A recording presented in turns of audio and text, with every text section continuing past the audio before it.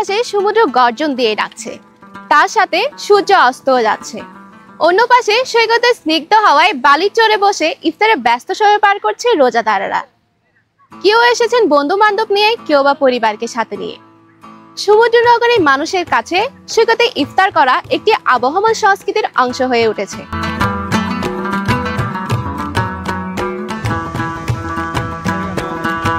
শনিবার বিকেল 5:30 বাজে সৈকতের কবিতা চত্বর পয়েন্টে চলছে ইফতারের প্রস্তুতি। রমজানে সারাদিন সৈকতের নিস্তব্ধ পরিবেশ থাকলেও সন্ধ্যা নামার আগে দেখা যায় এমন চিত্র। ইফতারের সময় ঘনিয়ে আসার আগে রোজাদারেরা সৈকতের বালির চরে সারিবদ্ধভাবে বসে ইফতারের খাবার প্রস্তুতির আয়োজনে ব্যস্ত হয়ে পড়ে। ছোলা, বেগুনি, শরবত, তরমুজ, খেজুর সহ কি নেই আয়োজনে।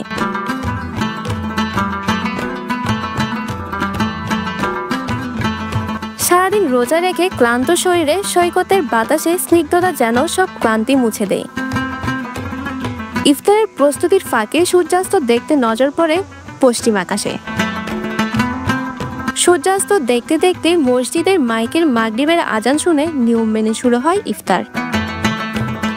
বিভিন্ন ধরনের খাবারের সমাহার, সাথে কোলাহলমুক্ত পরিবেশে ইফতারের আয়োজনে যেন অন্যরকম অনুভূতি, যা কেবল কক্সবাজারের মানুষই হাত বাড়ালেই পায়। এমন পরিবেশে প্রতি বছরের মতো ইফতার আয়োজন চলছে কক্সবাজার সমুদ্র সৈকতে, যেখানে প্রতিদিন ভিড় জমায় স্থানীয়রা, মাঝে মাঝে চোখে পড়ে পর্যটকেরও। স্থানীয়রা বলছেন সৈকতে অপরূপ সৌন্দর্যের মাঝে ইফতারের আয়োজনে তারা হারিয়ে যায় অন্য জগতে। কক্সবাজারে এই পরিবেশটা খোলামেলা হাওয়ায়, পরিবেশে বন্ধু বান্ধব, কলিগ, অফিসের কলিগ, ওনাদেরকে নিয়ে ইফতার করাটা আসলে সত্যি আনন্দদায়ক ব্যাপার। পাশে বসে সাগরের গর্জনটা শোনা যায়, আবহাওয়াটা অনেক ভালো, সবকিছু মিলে খুব একটা ভালো লাগে।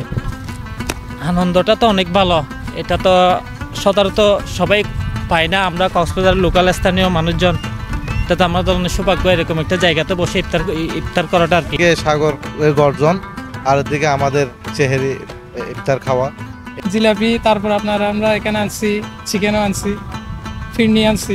সাগরের গর্জন শুনতে শুনতে আমরা ইফতার করি। এক পাশে গাছের বাতাস, ঠান্ডা বাতাস, আর অন্য পাশে সূর্য অস্ত যায়, ওইটা দেখতে দেখতে ভাল লাগবে না? এটা তো প্রাকৃতিক সাউন্ড, এখানে তো কোনো মনে করেন এক্সট্রা কোনো সাউন্ড নাই। আমরা ভাল লাগে বিধে অনেক দূর থেকে এখানে আসি আর কি। বন্ধুদের সাথে বা পরিবারের সাথে দল বেঁধে এই আয়োজনে সামিল হতে পেরে বেশ উচ্ছ্বাসিত সকলে। তবে ইফতার শেষে আবর্জনা ফেলে পরিবেশ দূষিত করছে অনেকেই। সচেতন হলে নিজ দায়িত্বে পরিচ্ছন্ন রাখছে সৈকত। না, এগুলো আমরা না অগোছালো রাখবো না, আমরা সব নিয়ে যাব। আমরা সবাই পলিঘরে সবগুলো নিয়ে যাব, যে এখানে যাতে অপচয়, এখানে যাতে এভাবে নোংরা যাতে না হয়। আমরা এখন যদিও বা আমরা ফেলতেছি, জিনিসটা যাওয়ার সময় আমরা যাতে পলিতে করে নিয়ে যেতে পারি, ব্যবস্থা করবো। এত আনন্দ আয়োজনের মাঝে যেন সৈকত ধীরে ধীরে পরিণত হচ্ছে ময়লার স্তূপে। একই সাথে আবর্জনা পানিতে মিশে সাগর দূষিত হচ্ছে, যা পরিবেশ দূষণের অন্যতম কারণ হয়ে দাঁড়িয়েছে। তাই সকলের সচেতন হওয়া দরকার সৈকত দূষণমুক্ত রাখতে, কারণ এই সৈকত আমার, আপনার, তাই দায়িত্ব সকলের।